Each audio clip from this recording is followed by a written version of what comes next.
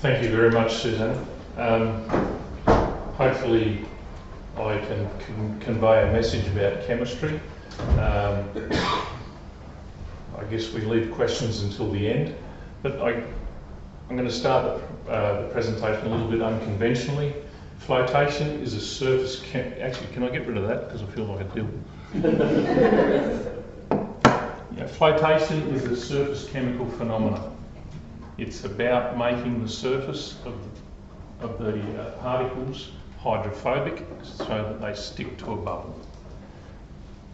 Once they've done that, they float to the surface, into the froth, and then you make a concentrate and you start obviously making money in a mining operation.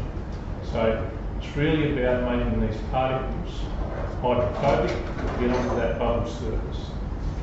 So we add things like collectors and what have you to enhance that. Now, I feel like a little bit of a mouse walking into the lion's den because this institution here is all about modelling, and it's all about empirical modelling, and most of the flotation work that we've done has been very much leaving the chemistry to a black box. So what I've been thinking about, now excuse me for my ineptitude with technology, but I've got a video and hopefully this works. Right, we took chalcocite and we put it in a float cell and we started stirring. Then we added some frother and we got some bubbles but nothing very stable. Then we added a collector and we started to get some mineralisation. Then we started doing stuff to it to try and see if we could depress flotation. So we added some iron. There's iron chloride, and we kept adding iron chloride, and we added some more, and hopefully some more. And ultimately we got to a point where we actually killed the froth. We actually made the chalcocite not float anymore, simply by adjusting the iron in the system. So then we get white froth. So it's not about physics, it's about surface chemistry. Get the surface chemistry right, then the physics comes into play. So I think that's one of the key points I want to try and get across. Now, the technology will be again. Hopefully I feel like Mr. Bean.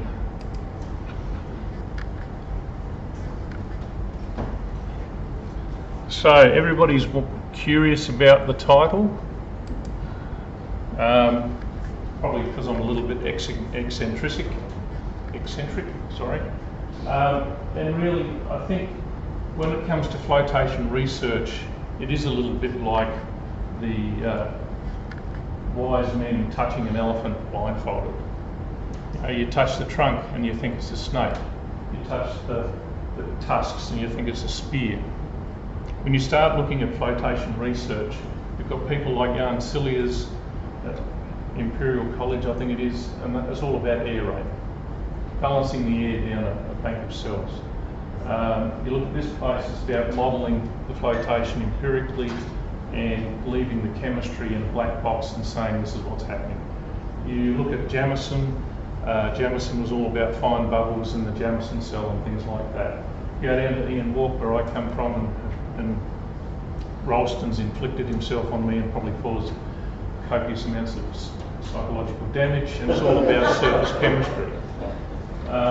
So there's people have tackled this like the blind men tackling an elephant.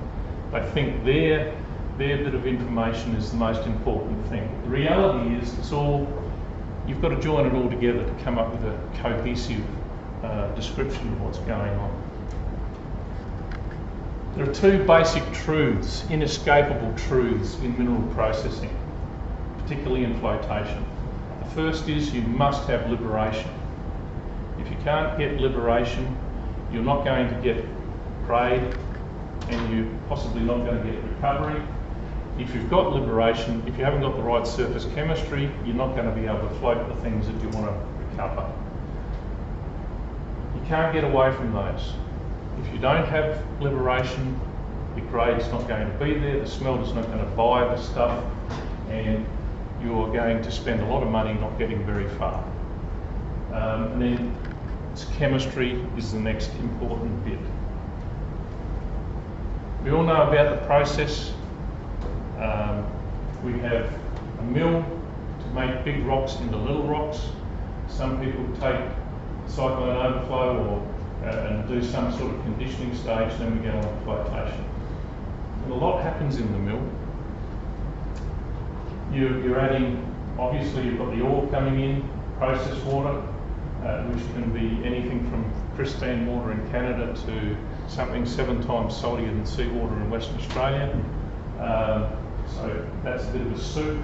You have grinding media in there in most mills. There is air ingress through the feed chute. Some people put reagents in there because Grandad put reagents in there. There's no real idea why they should, because they haven't looked at the chemistry. So you've got a lot of things coming in here. They interact. You have galvanic interactions between the minerals, between the media. You also have mineral dissolution. For example, if you've got dolomite in the system, the dolomite will dissolve. You will release calcium and magnesium into the pulp. If you're running at pH 10.5, the magnesium will precipitate out as magnesium hydroxide onto the surface of the minerals and depress their flotation.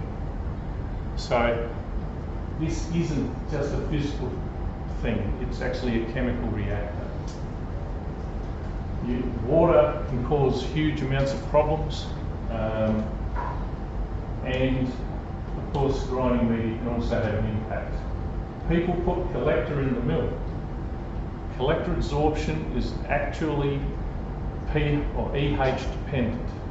If you're running at the wrong EH, you will not, for example, minus 250 millivolts for chalcopyrite, you're not going to get any collector absorbing onto the chalcopyrite until it gets up to around 100 millivolts. So putting collector in here could actually be a waste of time. People think that once we've done all this damage, we can do some sort of conditioning step where we repair that damage. It's not always the case. In fact, invariably, it's a false hope. Quite often you use that conditioning stage to actually bring your potentials up to air set, which might be up to that 100 millivolts, then the collector will absorb. Then you go into flotation, and we usually slaughter a few black rabbits and what have you in the hope of getting a recovery and a grade that we can then sell to a customer. From my perspective, this grinding conditioning stage is all about particle surface preparation. It's about getting liberation, yes, but it's also about getting the right chemistry. Then we can go in and do the right separation. Cyril O'Connor, there's a few people in the audience who know Cyril. He's a pretty dry old South African. He said at Prosomin that flotation is an excellent diagnostic tool of how well your comminution circuit is running. And it's true. If the grind size is off, if your pulp densities are wrong, and your chemistry is wrong, and the liberation is wrong, you're not going to get a good result. Now, I guess I'm not necessarily tackling this from a research perspective, it's more from a commercial perspective. Mines are run to make money. If you stuff up the grind, you're not going to make concentrate grade, you're not going to make recovery, you're not going to make money. And ultimately that makes people like you and I who have superannuation, it's going to go downhill. And Tim's smiling, so I'm not sure if that's because he's not making money or he is. Generally, metallurgists are fairly lazy people. When something happens in the concentrator, what do? It's the ore. The ore's changed. Okay, well that's, when I worked at Mount Isa, if I said that to Bill Johnson, I was summarily executed. So you learn very quickly not to say that to Bill, or Peter Munro for that matter. So we're quick to blame the ore. when recovery goes up, of course, you're the biggest star in the whole building, aren't you? You think you've won, but really, it's quite likely that you've gone to a more friendly mineralogy. You've got something right, because the planets are all lined up. Usually when things go pear-shaped in a concentrator, what do? Check the tonnage. Is the mill going round? Yes. Is the particle size distribution right? Pulp density right? You check the reagent additions. You look at the head rate to see if that's gone up or down. You might look at the air level, the air rate and the level in the float cell. Most of this can be done on a computer nowadays. So if they can't find any of that wrong, they'll then get out of their chair and maybe go and have a look in the concentrator. In the good old days, or they could have been the bad old days, people actually went out and looked at things and they could tell. Nowadays there's too much, to my way of looking, we're locked in a room looking at a screen that doesn't necessarily tell us a lot about what's going on. If the particle size is right, you can assume that the liberation that you're targeting is probably about right. None of those things tell us about the chemistry though.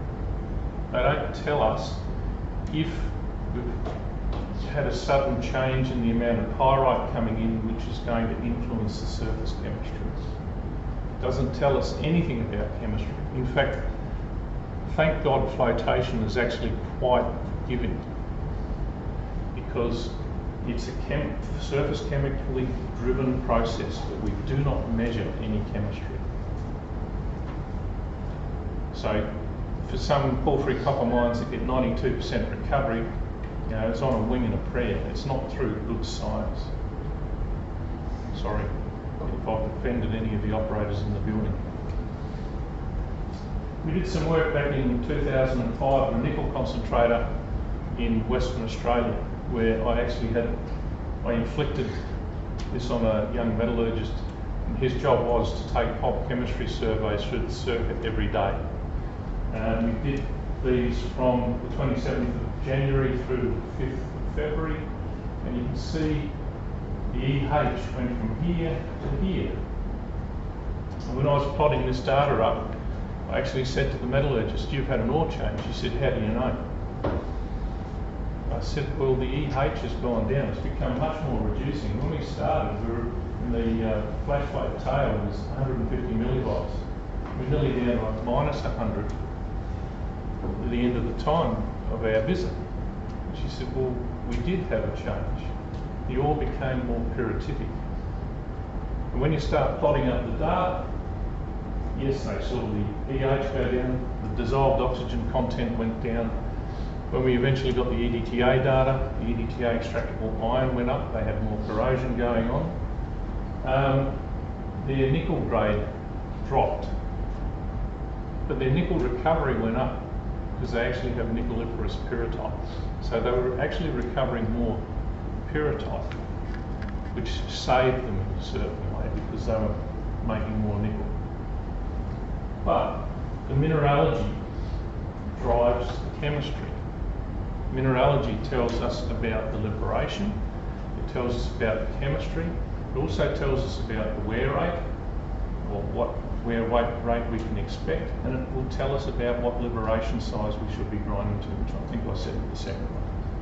So chemistry can actually predict what's happening in terms of changes in mineralogy. A few years ago we got some ore from a mine near it's in central New South Wales, near Nyngan. And they gave us 5 ores, and they varied from about 3% copper up to about pyrite up to about 45–46% pyrite. We ground them all in forged steel. We ground them all to the same size distribution. We measured all the chemistry. We measured we did flow tests on this. We measured the grade recovery curves and what have you. So the pyrite content went up. The oxygen demand, or the reactivity of the pulp increased, and the amount of EDTA extractable iron, or the amount of corrosion, also increased. So pyrite tends to dominate pulp chemistry. More pyrite, you become more reactive, and the chemistry changes. So does the metallurgy. I've used a modified rate constant, which is the first order rate constant multiplied by the maximum recovery. We can see that as the pyrite content increased, i.e. the oxygen demand increased, we see that the modified rate constant for copper decreased, but we saw an increase in flotation of pyrite. So what happened is that as we got more pyrite in the system, the copper recoveries went down, the copper grades went down, and we were recovering more pyrite into the concentrate. This is a perennial problem in mineral processing. Pyrite is ubiquitous throughout most ore bodies, and it's the one mineral that causes most metallurgists sleepless nights, because it doesn't always allow them to make the concentrate grade they want or get the recoveries they want. We did some recovery by size on this, and we found also that the copper recoveries decreased as the pyrite across all size fractions, particularly the fines, as the pyrite content increased. We also saw an increase in the fine pyrite as the pyrite content went up. So what was probably diluting the concentrate was the fine pyrite. Whether it was copper activated or not, I don't know. I didn't go down that far. But this is a problem throughout the known universe, our small planet anyway. In Chile, pyrite is a major concern, fine pyrite in their concentrates. And a lot of that was actually copper activated. So it's very hard to depress copper activated pyrite at pH 11 point stupid, because it's, what the collector sees is actually a copper sulphide. And it thinks that pyrite is a copper sulphide that will float. So increasing the pH of copper activated pyrite is not an intelligent thing to do. You're wasting money. There has to be another way of depressing the pyrite. So you all thought I was going to come and talk about grinding media.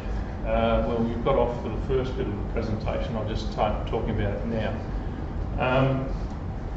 Basically what we're talking about is a galvanic interaction between the forged steel and the sulphide minerals. All sulphide minerals are a cathode to forged steel. So you have a galvanic connection, the anode, forged steel ball. You have a corrosion current going from the anode to the cathode that releases ions into the solution. You have oxygen reduction on the surface of the sulphide mineral, and that produces hydroxide, which links up with the ions to form iron hydroxide, which is rust. And that rust, corrosion products precipitate on the surface of the ball as well as the minerals. That corrosion reaction reduces the oxygen content of the pulp. That drives the EH to more reducing potentials. It's not unusual to see in copper and lead zinc and even nickel operations primary ball mill discharge to be zero oxygen at -250, -300 millivolts SHM. And it's all due to this corrosion reaction. We use EDTA as a chelating agent to complex with the iron to give us a measure of the corrosion. That's usually high when we're talking about forged steel. We change the surface chemistry because we've got this rubbish on the surface, and that reduces the floatability of the minerals we're trying to separate. When we go to high chrome, depending on the chrome content, the chrome in the ball can be there as two components. One is chromium carbides, which gives it abrasion resistance. The other is chrome in the matrix, which gives corrosion resistance. The chrome in the matrix reacts with the oxygen in the pulp to form a chromium oxide surface layer. That surface layer passivates the ball. You inhibit that corrosion current, meaning you have less iron going into the system. You have more oxygen in the system because this corrosion reaction is not occurring, which means the EH will be more oxidizing, lower EDTA ion, cleaner surfaces, better flotation. That's the theory. Magnetite makes something like, I think it's about 9 or 10 different chrome alloys. and within each alloy we have about 10 different heat treatments. So if I choose a 12% chrome, most of the chrome is going to be there as carbide. You're not going to have any corrosion resistance. So 12% chrome ball actually behaves very similarly to a forged ball. So you're going to get corrosion and poor flotation. You do get a passive layer formed, but that passive layer takes a long time to form and is worn off very rapidly in grinding. You go up the other end of the spectrum, where I think 35% chrome can be solubilized in iron. Get up there, that passive layer is actually formed extremely rapidly and it's quite thick. So as it's been worn off in grinding, the oxygen in the pulp will reform it. That's what gives you the corrosion resistance. And within magnetite, what we're trying to do is get the balance of the carbide and the chrome in the matrix right to give you the right ball to minimise both abrasive and corrosive wear. But by doing that, we also change the chemistry system, and we can actually improve surface chemistry, which has a number of implications. One is, because it's cleaner, we can use less collector. We don't need as much. The other is, because it's cleaner, we can actually get things to float faster. You can increase the recovery, and with more oxygen in the pulp, you can actually start oxidising the pyrite, so you can get an increase in grade as well. That's what we see in the lab, and on a number of plant trials we've seen that as well.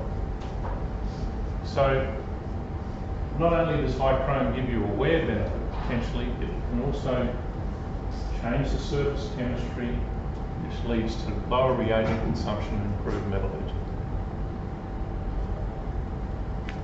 They're going to look at that and think, what the hell is he talking about? Which is fine. I'll try and explain it. We tried to show in a very simple system what happens when you put a ball, whether it's high chrome, 30% chrome or forged steel, in seawater or Adelaide tap water. Some people would say there's not a lot of difference between the two. I can assure you that they're probably right. It hasn't affected me at all. You can see the forged ball in Adelaide tap water or seawater starts to corrode within 30 minutes. By an hour, we've definitely got some corrosion happening. And then as we go through to 48 hours, we've actually got rust on the ball, and we've got precipitation in the bottom of the beaker and a very red water. Why do we go to 48 hours? Leach circuits. Gold leach circuits can go up to that long. And the iron in their pulps actually has an impact on cyanide consumption. So in flotation, we're getting rust in this quiescent system within half an hour and definitely by 1 hour. With the high chrome, except the ball isn't corroding until we get down to about 8 hours with 30% chrome, we get a little bit of rust. So now after 48 hours, we've got a bit more. So the ball is actually corrosion resistant. If you put sulphide minerals in there, you'll accelerate the corrosion. You can see by making the water dirty, like seawater versus Adelaide tap water, chlorides actually affect corrosion as well. The significance for flotation is, in this quiescent system, the average time a particle spends in the grinding circuit is probably about 30 minutes. The average residence time in a rougher float is about 30 minutes. If in this quiescent system we've got rust occurring in that time, you add all these other things in there, you're going to accelerate the corrosion. So hopefully that gives you some idea of where I'm going. This is actually real stuff. It happens in real life. So I decided I'd like to actually see if I can see iron on the surface of particles. So I got some chalcocite, and I used chalcocite because it doesn't actually have iron in it. And I ground it in the Magato mill, which is a mill that we've developed which allows us to replicate the pulp chemistry of the plant in the laboratory. The magnetite mill has two chambers, grinding chamber and a measuring chamber, and they're separated by this grate, which has 400 micron quartz in it. The shell actually has a heating coil in it, so if the pulp runs at 65 degrees C, we can run at 65 degrees C in the lab. So we're starting to replicate real life situations.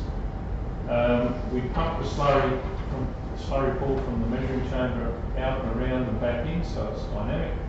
And we add air or nitrogen in here to try and control the pH and the dissolved oxygen. We can actually, we've got a dosing pump, so we can actually control the pH as well. So if the plant runs at pH 10.5 with minus 200 millivolts with zero oxygen, that's 45 degrees C, we can actually make this mill run at that.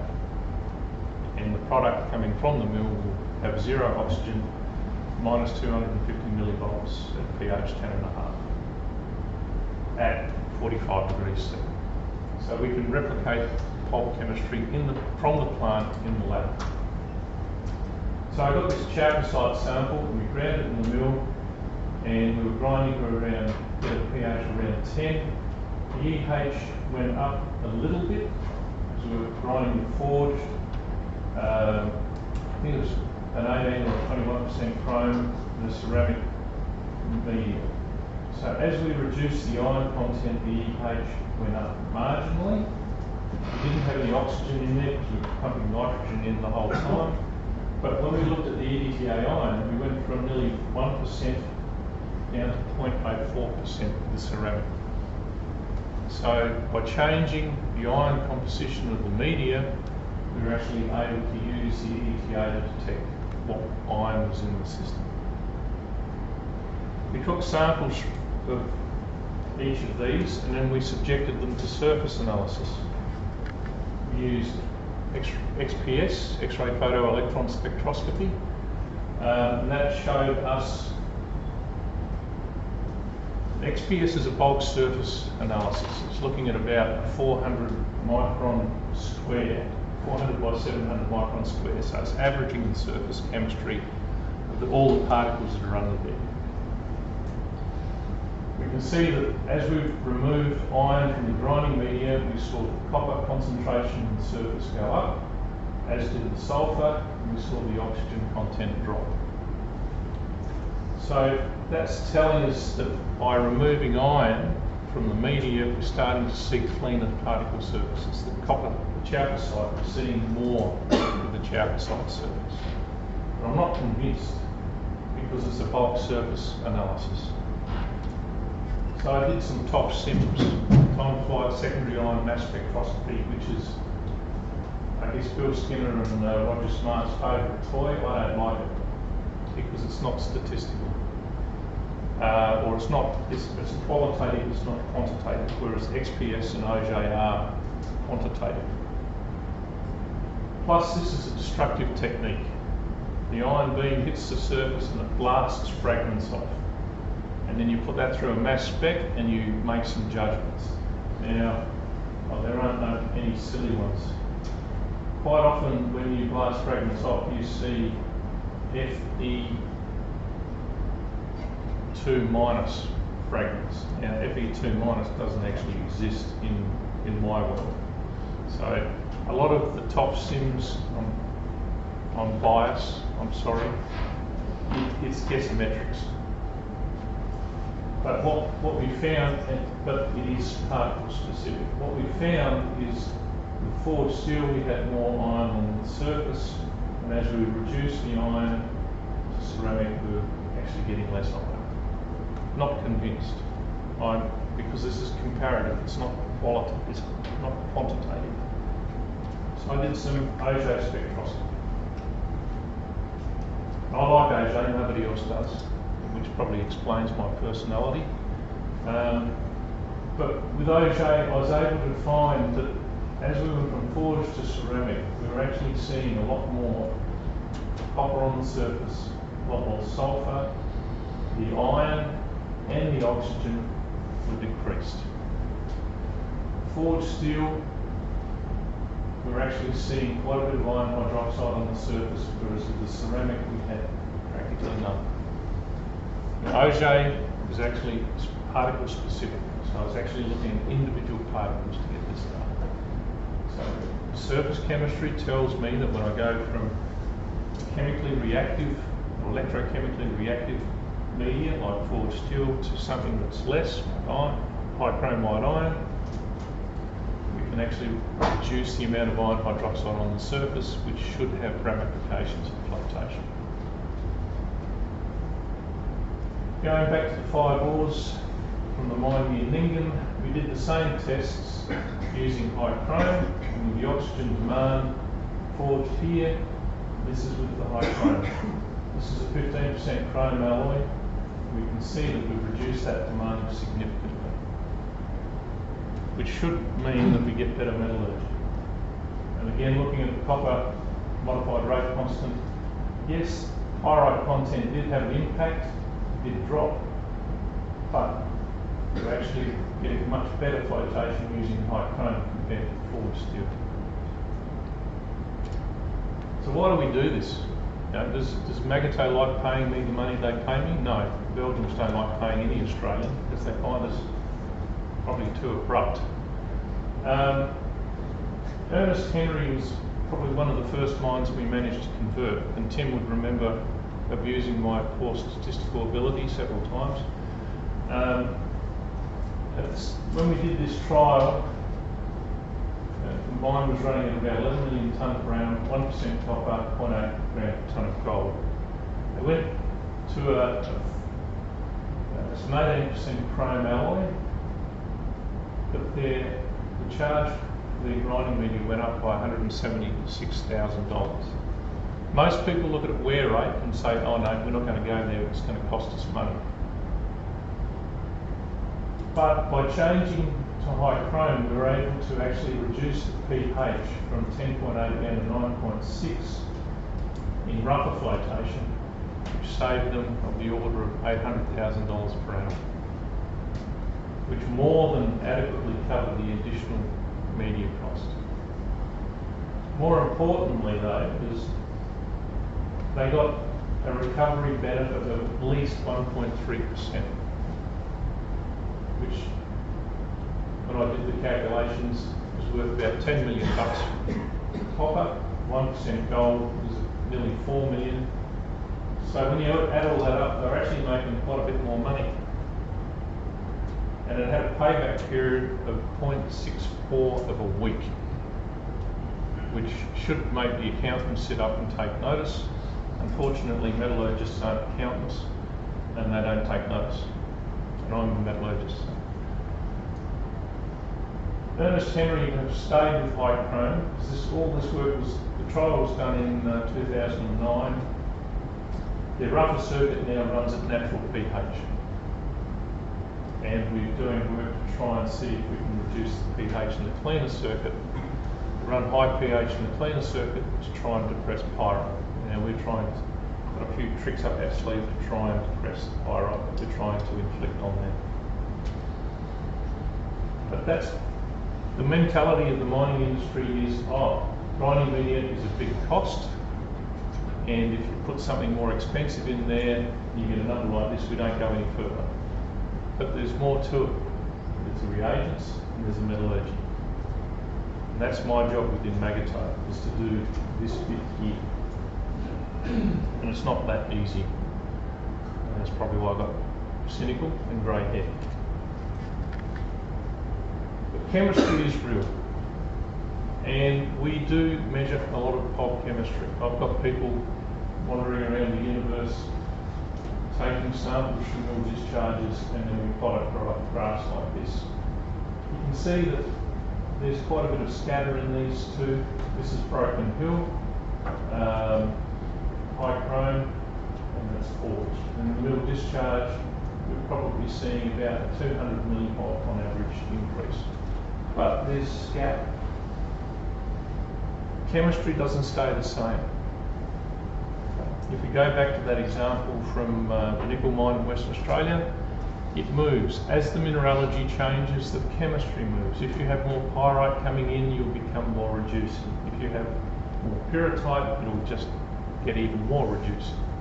So you can actually measure changes in mineralogy by looking at the chemistry.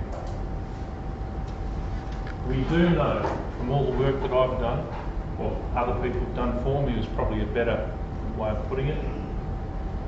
When we see an increase in pyrite, the EH will become more reducing. We will see lower dissolved oxygen contents. We will see higher oxygen demands. PULP wants oxygen. When we have higher pyrite, chemistry has changed. We will see lower grades and lower recoveries.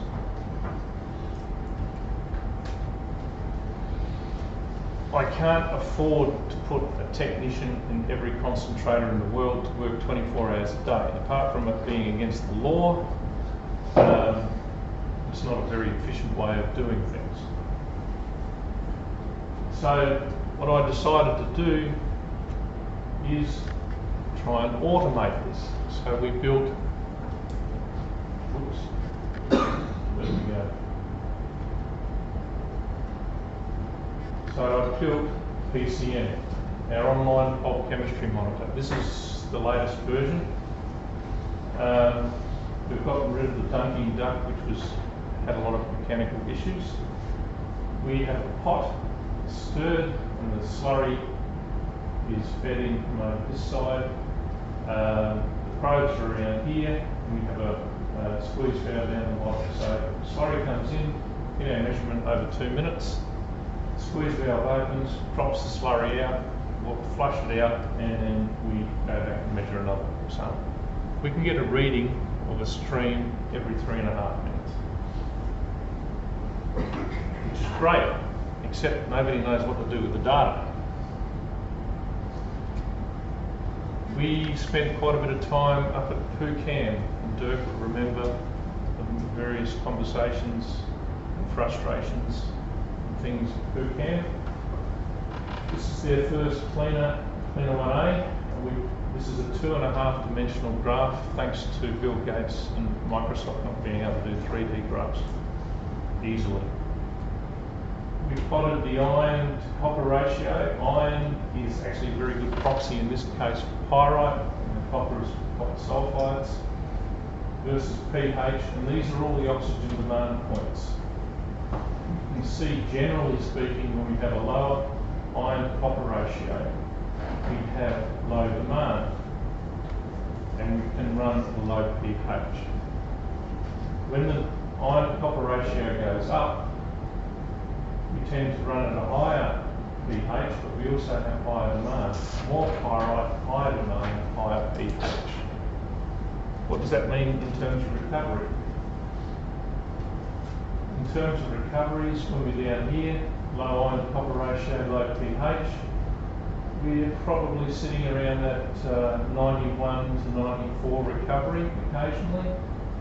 The higher ratios are up here, and we're about 85, 87% recovery. So more pyrite makes the system more reactive, and you lose recovery.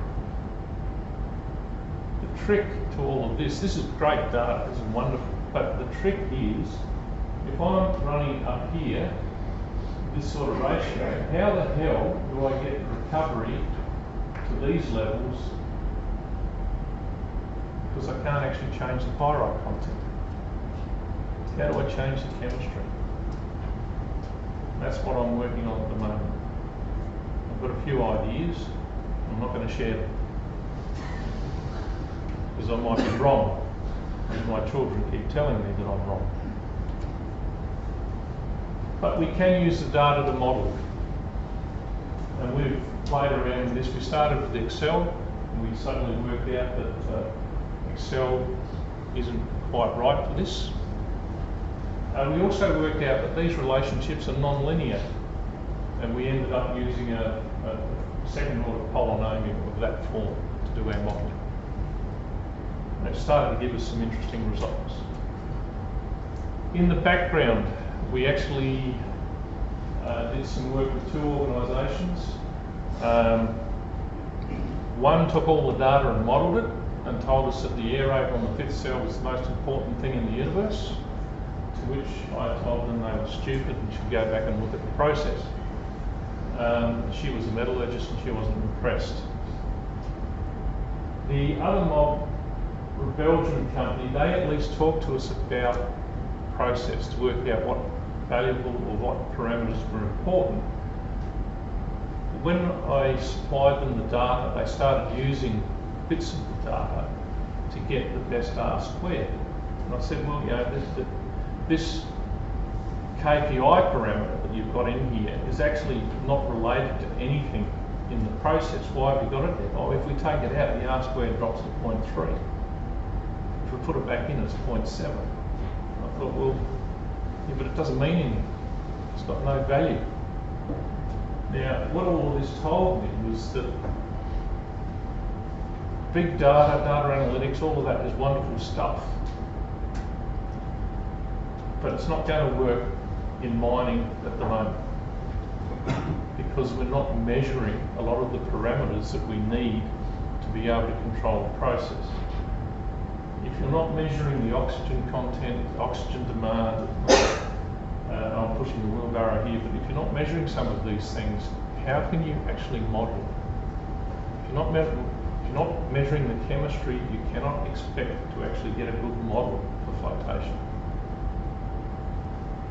Because flotation is a surface chemical phenomenon. We have bought MATLAB and we've started modelling. I've got a young fellow who's quite good at this stuff. He loves it. I mean, I think he breathes it, whereas it sort of makes my head spin. And if that happens, my hair starts falling out, so we don't go there. But you know, the parameters that really have influence over recovery are throughput and particle size. They're not independent. Higher throughput means, of course, particle size. But they have an impact on recovery and grade. Feed grade, surprisingly enough, feed grade goes up. What happens to recovery? It goes up. These relationships are known. Collector, or any reagents, air level, and of course POLP chemistry, if you can measure it, all have impact on flotation. Not the KPI parameter. Doesn't get a mention. This is part of the paper I presented at MILOPS last year. But basically, we modelled, or we built two models, one for grade, one for recovery. In one lot, we actually left the chemistry out, and then we modelled it, and then we put the chemistry in, and we modelled it again. And Dave Lauder got up and said, well, you know, if you put more parameters in there, you can actually model an elephant. That parable of the blind men and the elephant. Second reference. But you can see that the grade model is, without the chemistry, the R squared is not bad, but it's not as good as when we put the chemistry in. The same with the recovery. We know from our lab work, we've built a model for copper ores. We know that if we put the EDTA extractable iron in there, we can actually get better again. If we could possibly measure something like residual collector, we might be able to get better again. There are probably other things in the system that we should think about measuring, but we're not able to because we don't have the instrumentation at the moment. So I think chemistry is quite important to making these models more reliable. We know as the particle size increases, grades go down because you've got composite particles there. We know as the feed grade goes up, concentrate goes up. If the iron content increases, you've got more pyrite there, it's going to flow. So these things are known. We know if we increase the pH, we're going to compress the iron so the grade will go up. EH, we know if we've got more oxygen or higher EH, you're going to get better flotation. Just said the oxygen demand, as the demand goes down, you should see, that's wrong, anyway, oxygen demand, as that goes down, you should see an improvement in recovery. And air also, if you pull it harder, you'll see a drop in rate. These things are known. Your common garden variety operator will know most of this. You may not understand the science, but you will know how to operate this plant. Got a high grade, high tail, you pull the thing harder to get your recovery back. It will drop your grade back. So what can we use this stuff for? If we can model using chemistry, what can we do?